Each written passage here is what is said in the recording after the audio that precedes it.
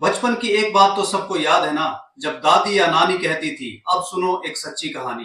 बस वैसी ही एक कहानी है गहराइयां की, एक फिल्म और साथ में एक दरवाजा उस दुनिया का जहां तर्क की जगह रहस्य है, जहां डर सिर्फ कल्पना नहीं अनुभव भी है।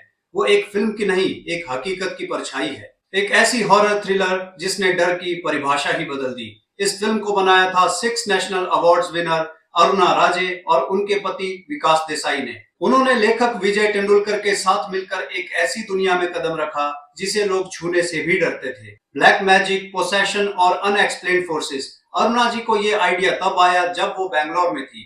हर दिन उनके गार्डन में हल्दी और कुमकुम लगे नींबू मिलते थे। उनके पिता एक फ्रीडम फाइटर और पॉलिटिशियन थे और उस समय राजनीति में काले जादू की बातें आम थी। लोग कुछ तो करते थे, कुछ अजीब था, उन्होंने कहा।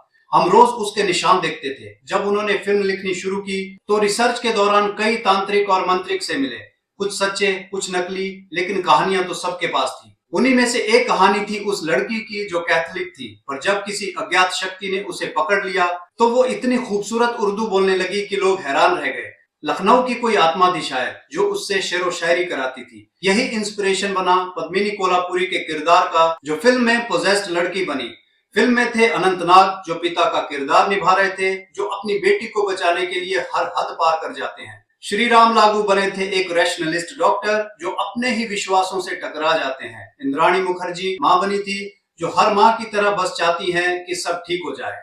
और अमरीश पुरी का एक कैमियो भी था। उनकी आंखें ही काफी थी डर पैदा करने के लिए। उनका एक छोटा सा रोल इतना प्रभावी था कि लोग सहम उठे। फिल्म बन गई और जैसे ही रिलीज हुई तो कुछ और ही हो गया। ये फिल्म सिर्फ पर्दे तक नहीं रही, जैसे ही गहराई रिलीज हुई लोग घबरा गए। अरुणा जी को सैकड़ों कॉल्स आने लगी। लोग कहते हमारे घर में अजीब हो रहा है, खाना खराब हो गया। लोग मदद मांगने लगे, सब तांत्रिक के नंबर मांगते। लोग मानने लगे कि इस फिल्म ने कुछ खोल दिया है, कुछ असली है इसमें, लेकिन उन्हें कैसे बताएं कौन असली है कौन नकली। हम बस कहानी सुना रहे थे, पर जो हुआ वो सामान्य नहीं था। इस कहानी ने उनकी जिंदगी भी बदल दी। फिल्म के कुछ साल बाद अरुणा जी का तलाक हो गया और उनकी 9 साल की बेटी का कैंसर से निधन हो गया।